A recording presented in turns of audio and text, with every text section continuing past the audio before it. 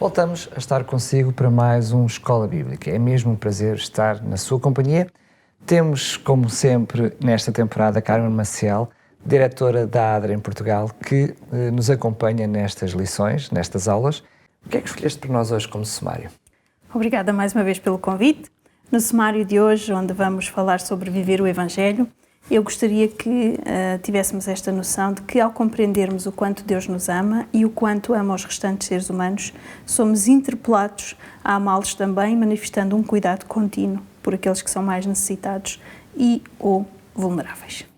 Muito bem, como texto bíblico de base, a aula de hoje, encontramos em Efésios, no capítulo 2, e são os versículos 8 e 9, que passo então a ler. Porque pela graça sois salvos por meio da fé, e isto não vem de vós, é dom de Deus, não vem das obras para que ninguém se glorie. É esta noção da salvação pela fé e não pela salvação pelas obras, mas eu gostaria de ir a ela um pouquinho mais à frente. Durante toda a aula de hoje, a noção do amor de Deus vai estar presente naquilo que nós hoje temos para partilhar com quem nos ouve e com quem nos vê. De que maneira é que aquele texto que todos nós conhecemos, de João 3,16, que diz que porque Deus amou o mundo de tal maneira que deu o seu Filho unigênito. Esta noção de que Deus deu torna-nos então nós como receptáculos daquilo que Deus dá. De que forma é que nós temos essa responsabilidade específica? Como é que nós podemos responder a essa responsabilidade que Deus nos dá? Então, como recipientes deste amor de Deus, nós devemos encher primeiro o nosso recipiente para depois distribuir. É exatamente como um copo d'água, em que para saciar a sede eu tenho que encher o recipiente e então depois estou pronta para distribuir. E connosco, seres humanos, passa-se exatamente a mesma coisa. Nós devemos estar disponíveis para receber o amor de Deus, para depois o distribuirmos, segundo aquele princípio que muito é conhecido na Bíblia, de graça recebeste, de graça dai. Ou seja, sem cobrar, sem esperar nada em troca, de uma forma altruísta, generosa, abnegada, como aqui já temos vindo a refletir. E a quem é que devemos fazer isto? Às pessoas que amamos? Não. O repto que nos é lançado aqui é a todos. Tal como Deus fez, nós devemos amar a humanidade. A todos, sem exceção. Isto não é nada fácil, mas é uma recomendação divina. Devemos amar aqueles que gostamos, aqueles que às vezes nós até dizemos, é-me indiferente. Temos que aprender a gerir isto e a deixar de ter pessoas indiferentes. E o grande repto, nós temos que amar até aqueles que não apreciamos muito e que se calhar não nos apreciam a nós. Essa é a parte bem mais difícil. Esta é a parte não difícil, não é? Mas é exatamente isto. Deus amou o mundo inteiro de tal forma que deu o seu Filho. E é esta a incumbência que Ele nos dá também, que nós devemos amar sem qualquer exceção. Muitas vezes não temos noção de como o próprio Jesus teve necessidade de mudar essa incumbência de Deus. Porque Deus diz, amai-vos uns aos outros como a vocês mesmos. Uhum. E Jesus achou que de alguma forma precisava de ir mais longe. E vai dizer que para nós nos amarmos uns aos outros como Ele, Jesus, nos amou a nós mesmos. Exatamente. E assim ainda é muito mais difícil. Pois é. Mas temos a fonte, o amor genuíno, se o fizermos como Jesus fez, e não um amor esforçado ou um amor que não é puro, que é aquele que às vezes sai dos nossos corações, que é momentâneo. Nós somos apenas o receptáculo desse amor. Exatamente. Jesus compromete-se Ele mesmo a colocar esse amor em nós para que nós possamos colocar em prática, pôr em prática junto dos outros. É verdade. E quando eu estava a refletir sobre esta questão, isto parecem verdades do dia-a-dia, mas não temos outra forma de explicar. Quando nós devemos amar a todos sem exceção, que segundo o mandato bíblico, nós somos levados a pensar, qual inclusiva sou eu? Se não consigo amar algumas pessoas, o que é que eu ainda preciso de mudar em mim? Às vezes o foco que nós pensamos, se ele fosse assim, se ele fosse de determinada maneira, então e se for eu? Se a mudança tiver que ocorrer de mim? E por outro, o que é que me falta fazer por alguém quando nutro por ela sentimentos de alheamento? Colocarmos este foco em nós é na realidade muito importante para aprendermos a amar a humanidade tal como Jesus o fez. E tal como Ele, nós devemos estar preparados para cumprir a nossa responsabilidade de serviço. Já vimos aqui, Deus usa-nos como seus parceiros para tentar curar e restaurar os danos e o sofrimento na vida de outras pessoas. Na Ciência do Bom Viver, a escritora norte-americana Ellen White diz assim: os que recebem devem partilhar com os outros. De todos os lados vêm pedidos de auxílio. Deus chama homens a servirem alegremente aos seus semelhantes. Possa ser este o motivo da nossa alegria também no serviço. No texto bíblico que partilhámos no início desta aula, pode dar a entender que as obras é alguma coisa sem importância, porque nos mostra claramente que a salvação vem por meio da graça e por meio da fé. Esta noção que muitas vezes está bem presente, sobretudo para as igrejas, as diferentes denominações que surgiram precisamente depois daquele movimento que foi da Reforma, esta noção da salvação pela graça e pela fé está bem presente em cada um de nós. Até que ponto é que nós devíamos olhar também para a outra realidade, para a questão das obras? Que importância é que têm as obras para nós hoje? Antes de avançar mais, eu queria só dizer que às vezes pode surgir a ideia errónea de que fazemos o bem para sermos melhores pessoas ou para alcançarmos o favor de Deus. Não é, na realidade, esse o objetivo de praticarmos o bem. Eu gostaria de partilhar com aqueles que nos seguem um comentário de Jonathan Duffy, presidente da ADRA Internacional, ao refletir num manual de estudo sobre esta questão do apoio aos mais necessitados, e ele diz assim: não fazemos boas obras, ou seja, cuidar dos pobres, animar os oprimidos, alimentar os famintos, para ganhar a salvação ou para agradar a Deus. Em Cristo, pela fé, temos tudo aquilo que alguma vez precisaremos para agradar a Deus. Em vez disso, reconhecemos-nos como pecadores e como vítimas do pecado que, apesar de tudo, somos amados e redimidos por Deus. Embora ainda lutemos com as tentações do egoísmo e da ganância, a graça humilde e altruísta de Deus oferece um novo tipo de vida e de amor que vai transformar a nossa vida, fazendo com que as obras acabem por ser um resultado da forma como nós vivemos. O que nos deve motivar então às boas obras é o desejo genuíno de partilhar com os outros as bênçãos que nós temos. Estou a falar de comida, estou a falar de agasalhos, de dinheiro, meios de transporte, estou a falar de alegria, estou a falar de esperança, de salvação, de justiça e por aí fora. Tudo aquilo que nós já podemos experimentar e viver na nossa vida como bênçãos para podermos repartir. Fazer o bem sem olhar a quem, como dizíamos há pouco, esta verdade de senso comum é dita inúmeras vezes no dia-a-dia, de forma banal até por muitos, mas na realidade ela faz todo o sentido e é imperiosa que a possamos colocar em prática. Em João, no capítulo 15, verso 8, nós lemos um versículo que diz: nisto é glorificado meu Pai, em que deis muito fruto, e assim tornar-se-ão meus discípulos. O que é que isto quer dizer? Que o amor altruísta deveria ser o estilo de vida de todos os cristãos. E desse estilo de vida iriam emanar sem quaisquer dificuldades, de forma espontânea, singela, humilde, abnegada, toda a boa obra necessária e capaz de restaurar o mundo quebrantado em que nos encontramos. Se entendêssemos e aceitássemos plenamente estas verdades que muitas vezes nos parecem banais, as nossas atitudes para com os outros seriam certamente mais adequadas em todas as circunstâncias e em todo o tempo. A nossa responsabilidade para com o próximo seria algo natural e não um fardo, como muitas vezes nós encaramos. Há um autor que tem uma obra chamada Discípulos Modernos e, refletindo sobre esta questão, na página 146 desta obra, diz assim: assim como Jesus deixou o esplendor do céu para nos salvar, nós somos chamados para deixar o abrigo confortável das nossas igrejas, e eu acrescento, e dos nossos lares, e levar Cristo para o mundo real, além das nossas fronteiras.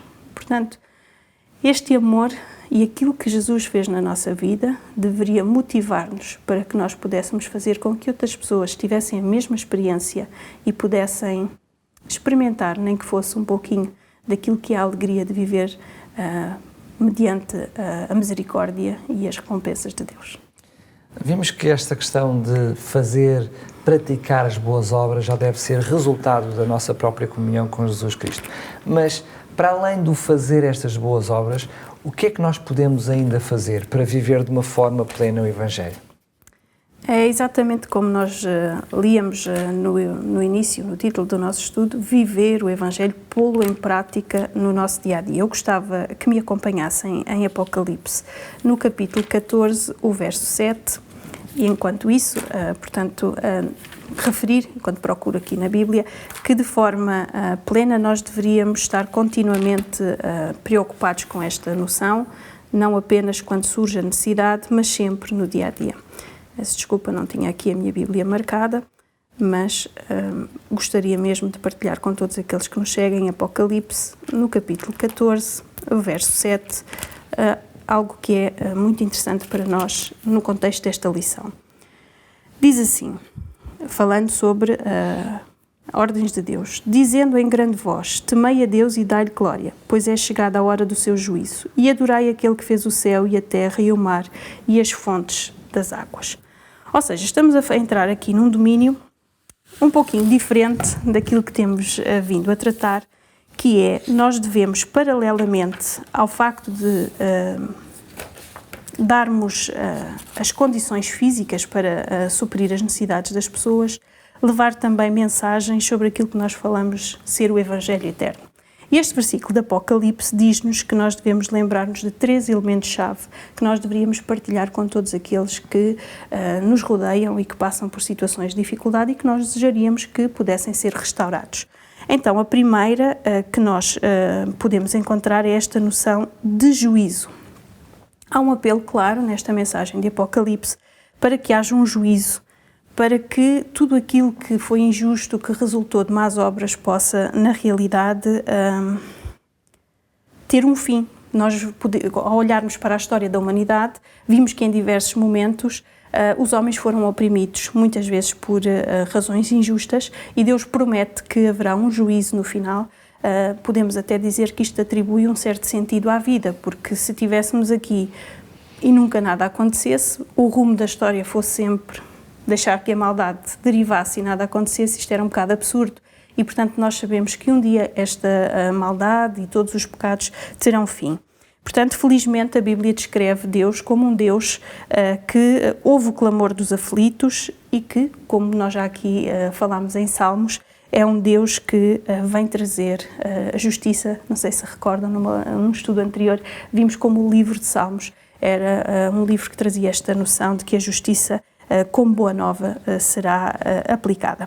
Por outro lado, e também já aqui vimos, e é interessante que dizias, creio que no estudo anterior, que estas lições agora nos começam a mostrar a ligação aos títulos que tínhamos anteriormente e que nós não percebíamos a relação direta com estas temáticas. E então é a questão da adoração, que já aqui estudámos, creio que no segundo ou terceiro estudo. Os escritos dos profetas hebreus relacionam-se muitas vezes com esta questão da adoração e das boas obras, especialmente quando comparavam a adoração daqueles que afirmavam ser o povo de Deus com os erros que eles cometiam continuamente. E neste sentido, em Isaías, no capítulo 58, que é um capítulo por excelência onde nós podemos refletir também sobre esta questão da adoração e do relacionamento com Deus neste domínio, Deus afirmou explicitamente que a adoração que ele mais desejava não era um jejum fictício ou que as pessoas se afligissem elas próprias para obterem o reconhecimento de Deus, mas aquilo que Deus desejava como adoração era que as pessoas, para além de estarem num relacionamento com ele, estivessem relacionadas com a comunidade, servindo os mais vulneráveis. E, por fim, a noção da criação. Nos nossos estudos começámos ao contrário, vimos criação, adoração, juízo, mas aqui na realidade este versículo vem sendo ao contrário, mostra-nos a noção de justiça, que esta justiça é posta em prática através da adoração para com Deus, relembrando a criação. E, portanto, este é um elemento fundamental do apelo de Deus para a justiça, para que nós possamos voltar a viver num mundo harmonioso, criado segundo as suas regras, onde a igualdade era um privilégio, onde não haveria esta necessidade de falarmos de evangelho social, como aqui temos vindo a explorar.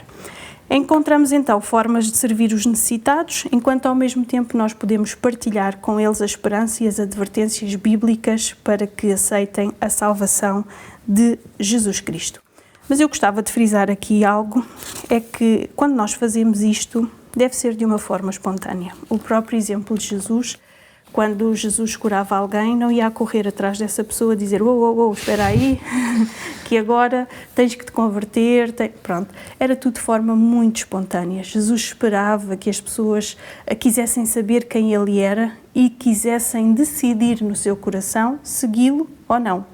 Temos alguns exemplos de relatos onde conjuntos de pessoas foram abençoadas, foram curadas, um voltou para trás para seguir a Jesus e os outros seguiram o seu caminho. Casos de 10 leprosos, por Exatamente. Portanto, quero com isto dizer que nós devemos, na realidade, dar mensagens de esperança e de restauração às pessoas, mas não devemos obrigá-las a que elas possam seguir o mesmo conhecimento que nós temos só porque nós fizemos o bem. Portanto, as pessoas é que têm que tomar essa decisão, se assim o decidirem. Recorrendo uma vez mais aos comentários de Jonathan Duffy sobre esta questão, eu gostaria apenas de citar aqui algo que ele diz. Diz assim: partilhar o Evangelho pode ser feito tão verdadeiramente, pondo em prática e vivendo as suas implicações, como é feito através da proclamação. Esta intenção pode ser realizada de uma forma muito eficaz, usando todo o método holístico do ministério de Cristo, o qual produz o verdadeiro sucesso. Portanto, no fundo, o que isto quer dizer é que o Evangelho deveria impulsionar-nos, transformar o nosso coração para que nós, ao fazermos as boas obras, estivéssemos disponíveis para restaurar física e espiritualmente. Muito bem, chegamos ao final de mais uma aula. Eu peço apenas que possas fazer uma aplicação prática, trazermos, enfim, no Aprende Fazendo, alguma noção. Enfim, nós trouxemos desde o início do programa a noção de enchermos a nós mesmos. Exatamente. Para depois podermos dar aos outros. Mas como é que podemos pôr isto em prática? Tocaste no ponto que eu, por acaso, ia agora salientar. Nós devemos estar conectados com a fonte para podermos estar conectados com a comunidade que está ao nosso redor. Por isso, dia a dia, busquemos não as nossas forças, mas as forças vindas de Deus. Coloquemos os nossos joelhos dobrados. Muitas vezes nós não temos a capacidade de ajudar como gostaríamos. Posso partilhar contigo que às vezes tem casos dificílimos de resolver quando me aparece alguém sem abrigo, porque infelizmente a nossa organização não tem estruturas para abrigar estas pessoas e eu sinto-me completamente impotente para as ajudar.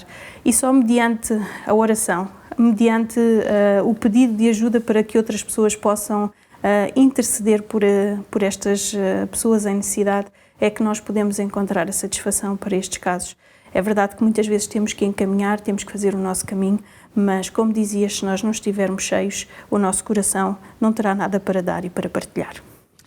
Muito bem, Carmen, mais uma vez, obrigado, até à próxima aula. Para si que está desse lado, desafio a estar connosco desde já na próxima aula para aprendermos todos em conjunto mais uma noção bastante interessante. O título será Vivendo a Esperança do Advento. Relembro mais uma vez para todos aqueles que nos ouvem através da Rádio RCS, que nos podem ver também através do Facebook e no YouTube da novotempo.pt. Mais uma vez, obrigado a todos. Até a próxima aula, se Deus quiser.